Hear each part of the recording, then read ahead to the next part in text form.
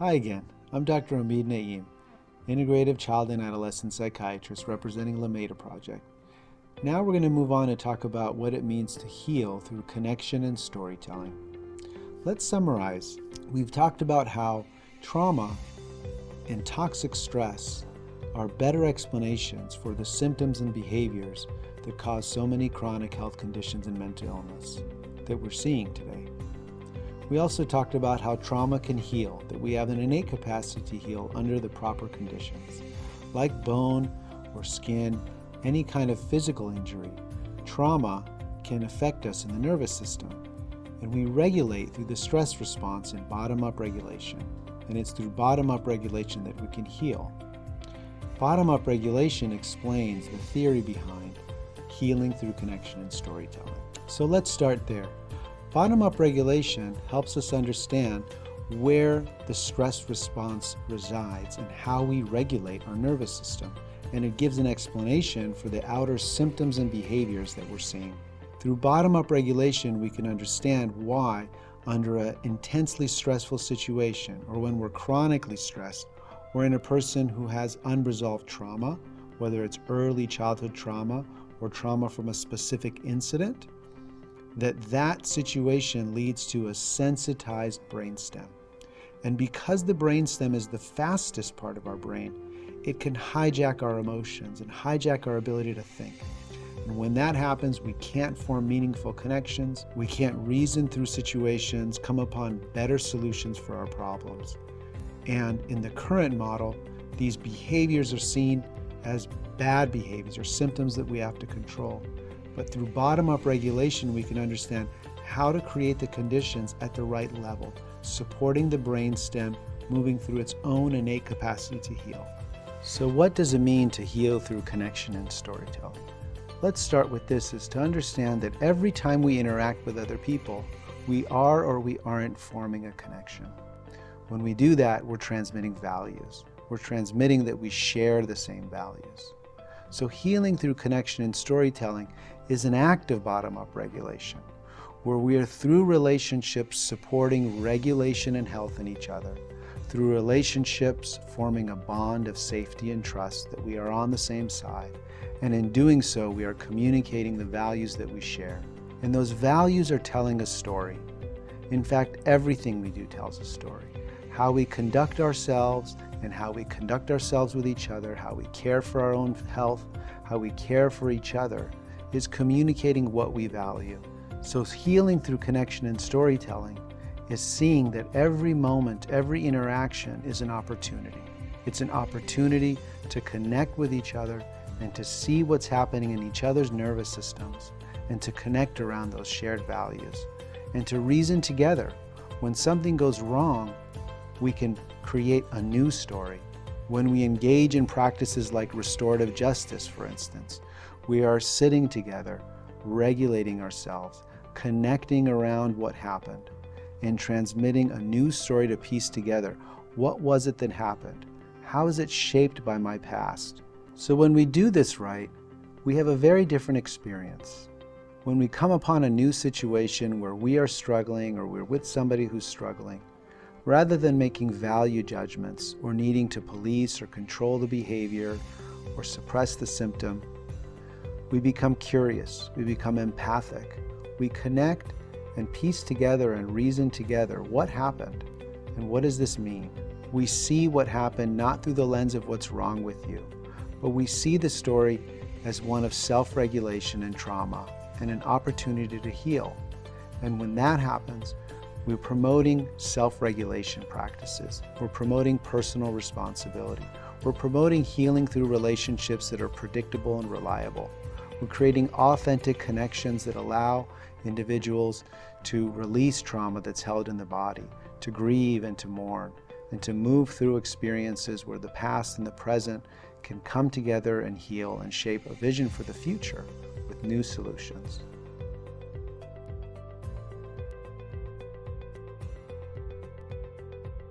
So what are the steps in healing through connection and storytelling? We can see them again through the lens of bottom-up regulation.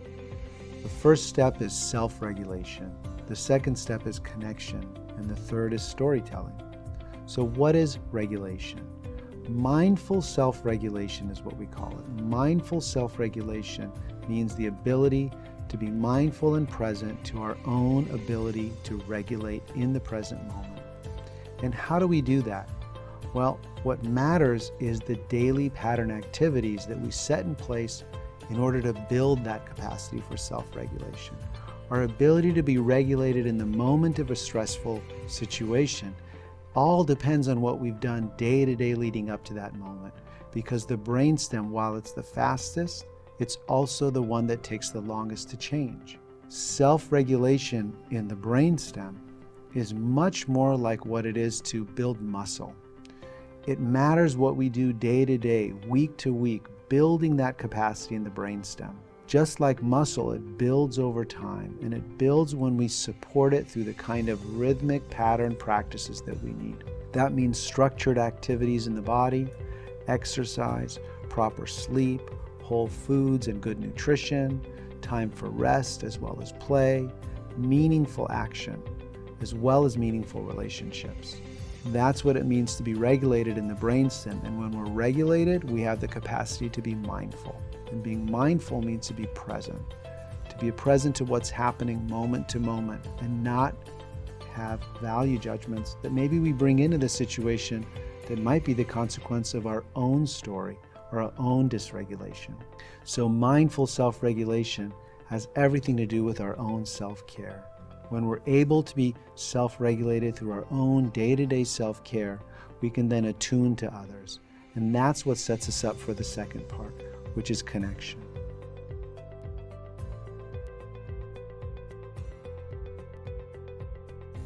So healing through connection means the ability to be regulated within ourselves such that we can attune to the other person. And when we attune to the other person, what do we mean by that? We mean that we can sense what's going on inside of them. We can feel what they're going through and see the world through their eyes. What it requires is empathy, compassion, but it also requires the kind of objectivity that we can only have if we're self-regulated. And when we do that right, we can both sense what's going on inside ourselves as well as what's going on inside the other without value judgments or preconceived ideas, and to truly be able to be present to what story is transpiring in that moment.